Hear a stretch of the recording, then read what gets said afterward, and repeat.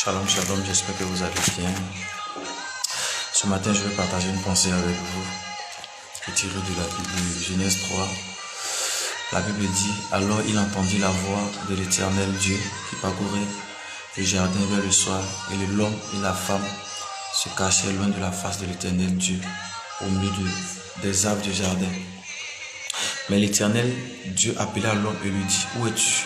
Il répondit, j'ai entendu ta voix dans le jardin et j'ai eu peur parce que je suis nu. Et la Bible nous révèle ici en fait que le premier effet que le péché crée en nous, c'est la peur. La peur de ce que nous allons subir comme correction, de ce que Dieu dira de nous. Et c'est pour ça que lorsque Adam et Ève pêchent, la première des choses qu'ils font par rapport à Dieu, c'est de se cacher. Et ce thème caché est manifeste encore en ce jour dans la vie de plusieurs personnes qui sont encore dans leur péché. Adam se cache et il cherche lui-même une solution pour résoudre son péché. Il est nu, sa femme et lui, et il coupe des feuilles pour cacher la nudité. La nudité qui est le fruit qui symbolise le résultat du péché. Mais quand Dieu arrive, Dieu les appelle. Malgré qu'ils ont péché, Dieu les appelle. Et qu'est-ce qui se passe? Ils entendent la voix de Dieu. Pour dire en fait que ton péché ne t'empêche pas d'entendre la voix de Dieu. Ta désobéissance n'empêche pas Dieu de toujours t'appeler. Dieu t'appelle toujours malgré tes fautes. Dieu t'appelle toujours malgré tes incapacités. Dieu t'appelle malgré la vie que tu mènes. Tu es prostitué, oui, Dieu t'appelle. Tu es voleur, oui, Dieu t'appelle. Tu es idolâtre, oui, Dieu t'appelle toujours. Et tu entends. Parce que Adam et Ève ont entendu la voix de Dieu. Mais le problème en fait, c'est qu'ils étaient cachés. Alléluia. Donc, tu entends la voix de Dieu à tout bout de champ. Mais ton problème en fait, c'est que tu as peur. Tu as peur de ce que tu vas subir comme sentence. Mais en ce matin, je veux te dire quelque chose de très rassurant. C'est que la Bible révèle dans ce livre-là, dans ce livre de Genèse 3, que Dieu n'a pas maudit Adam et Ève. Dieu n'a pas maudit Ève, Dieu n'a pas maudit Adam. Mais Dieu a maudit le serpent. Parce que c'est de lui qu'est né le péché. C'est de lui qu'est née la faute. Et donc Dieu, parce que Dieu n'a pas maudit Adam et Ève, Dieu ne te maudit pas toi également. Dieu ne te maudit pas. Mais le seul problème en fait, c'est que tu vas payer, tu vas subir la punition de Dieu. Adam et Ève ont été punis. Adam et Ève ont été punis suite à leur péché. Et ainsi également toi ici tu seras puni. Mais cette punition-là ne fait pas de toi un maudit. Cette punition-là ne fait pas de toi une malédiction. Cette punition-là ne fait pas de toi quelqu'un qui est un hors la loi. Non. Cette punition-là vient juste pour te rappeler que Dieu est Dieu. Cette punition-là vient juste pour te rappeler que ton droit, ton obligation était d'obéir à Dieu. Et parce que tu n'as pas obéi, tu subis la punition de Dieu. Et donc, n'aie pas peur. N'aie pas peur de ce que tu fais aujourd'hui. N'aie pas peur du fait que tu es encore dans le péché. N'aie pas peur du fait que tu pratiques encore des œuvres malsaines. Tu entends toujours la voix de Dieu. Et quand Dieu arrive, quand il se rend compte que Adam et Ève avaient désobéi, qu'est-ce qu'il fait? La première des choses qu'il fait, c'est de construire, de couvrir la nudité de l'homme. C'est-à-dire que Adam et Ève avaient cherché à couvrir leur nudité, mais ils n'ont pas pu le faire. Pour dire en fait que tu as péché, tu pêches. Ton objectif en fait c'est de couvrir ton péché. Mais tu ne pourras pas couvrir ton péché toi-même. Parce que celui qui est capable de te ôter ce péché ou de couvrir ce péché-là, c'est le Christ par son sang. C'est pour ça que quand Yahweh arrive, quand l'Éternel arrive, il fait quoi? Avant de les chasser de sa présence, qu'est-ce qu'il fait? Il met une protection pour fermer, pour couvrir un temps soit peu ce péché-là. Donc, la position dans laquelle tu es, tu ne pourras la quitter que lorsque tu auras accepté ce Dieu-là. Lorsque tu auras accepté de parler avec ce Dieu-là face à face. Si Adam et Ève étaient restés dans leur peur, étaient restés cachés derrière, derrière les arbres du jardin, ils n'auraient jamais eu cette grâce-là de pouvoir recevoir de Dieu ce vêtement pour couvrir les nudités. Donc, toi qui es encore dans le péché, ne te dis pas en fait que, voilà, tu es moins que rien. Ne te dis pas en fait que tu es banni de la terre ou tu es banni du royaume de Dieu. Non. Tu subiras certes la punition de ton péché, mais Dieu est amour pour te pardonner. Dieu a amour pour te restaurer.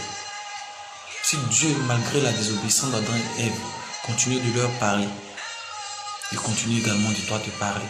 Et peut-être en ce matin, au travers de moi, il te parle. Aucun péché que tu aies commis ne soit impardonnable. Dieu est miséricorde pour te révéler. La Bible nous parle de cette femme-là de qui la Bible dit qu'elle était pécheresse. Et on l'avait même surnommée la pécheresse. Mais qu'est-ce qui se passe quand elle se rend compte que Jésus est là? Elle met à part sa honte, elle met à part sa peur. Elle prend son courage à deux mains, elle vient au pied du Seigneur et dit, au travers de ses pleurs, qu'elle est fatiguée de mener cette vie. Zachée était un collecteur d'impôts. Mais quand Christ rentre chez lui, prend la résolution de changer de vie. N'aie pas peur de ce que les hommes diront de toi, que toi tu étais tué ou tu étais une prostituée aujourd'hui, tu prétends être chrétien. Ne cherche pas ce que les gens diront de toi, mais cherche à comprendre ou à savoir ce que Dieu dira de toi. Les temps sont mauvais et jour après jour la perversion ne cesse d'être répandue sur terre.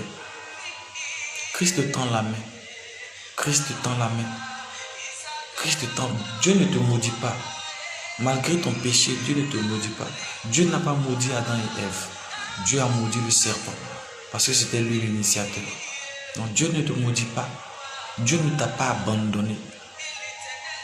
Dieu ne t'a pas abandonné. Il te tend toujours la main par son Fils Jésus-Christ pour que tu reviennes à lui. Il te tend toujours la main. La grâce est encore disponible. Dieu ne te maudit pas. Mais tu ne seras maudit que lorsque tu mourras dans cette situation de péché. Tu ne seras maudit que lorsque tu resteras dans cette position-là. Parce que la Bible dit que le salaire du péché, c'est la mort. Donc tu ne seras maudit que lorsque tu rentreras en possession du salaire de ton péché. Et le salaire de ce péché-là, c'est la mort éternelle. Et le but de Dieu, la vision de Dieu, c'est pas que toi tu meurs dans ton péché, non. Le but de Dieu, c'est que tu vives. Et donc pendant qu'il est encore temps, pendant qu'il est encore jour dans ta vie au Seigneur, ne dis pas qu'il n'est pas encore temps. Il est toujours temps. Aussi longtemps que le soleil se lèvera, aussi longtemps que le jour paraîtra, il est temps pour toi. C'est-à-dire quand tu te réveilles le matin, que tu respires, c'est une occasion pour donner ta vie au Seigneur. Parce qu'on ne sait pas quand la mort va frapper. Et si tu restes dans cette vie-là, c'est la mort garantie. La prostitution ne te donnera pas le ciel. La fornication ne te donnera pas le ciel. L'alcool, l'abus d'alcool, la cigarette, la perversion et tout ce qui va avec ne te donneront pas le ciel. Ce qui te donnera le ciel, c'est le Seigneur Jésus-Christ. L'accepter comme Seigneur et Sauveur t'ouvrira les portes du paradis. Et quand tu viendras dans le Seigneur, tu verras que la meilleure vie, c'est en lui. Tu verras que tu peux vivre avec ce Dieu-là et t'abstenir jusqu'au mariage. Tu verras qu'avec la puissance du Saint-Esprit, tu auras cette capacité de ne plus te prostituer. Tu verras qu'avec la puissance du Saint-Esprit, tu auras cette capacité-là de ne plus entrer dans tout ce qui est dépravation. Tu verras que ta vie changera. La Bible dit que nul n'entre dans la présence de ce Dieu-là et ne ressort réduit. Si tu rentres dans sa présence, tu ressortiras avec la grâce de Dieu. Et en ce matin, si tu n'as pas encore donné ta vie au Seigneur, je veux prier pour toi. De là où tu es, tu vas juste incliner la tête. Seigneur, tu as dit dans ta parole que lorsqu'une âme est convertie, c'est la joie dans le ciel. Et je veux bénir ton Saint-Nom pour la vie de ton frère, pour la vie de ta soeur, pour la vie de ton fils, l'Éternel des armées qui se répand et qui décide de t'accepter en ce matin. Seigneur, il veut repartir de nouveau avec toi, elle veut repartir de nouveau avec toi. Tiens-le, tiens-la par la main et conduis-la dans ta présence. Change sa vie, marque sa vie dorénavant. Elle n'est plus du monde, mais elle t'appartient. Au nom de Jésus-Christ. Amen. Sache que si tu as fait cette prière avec moi, sache qu'à cause de toi, il y a la joie dans le ciel. Et désormais, tu marcheras en nouveau de vie. Tu ne seras plus esclave du péché, mais tu seras prince du royaume des cieux. Que Dieu te bénisse et veille sur ta vie. Garde-la, ne la perds pas. Shalom.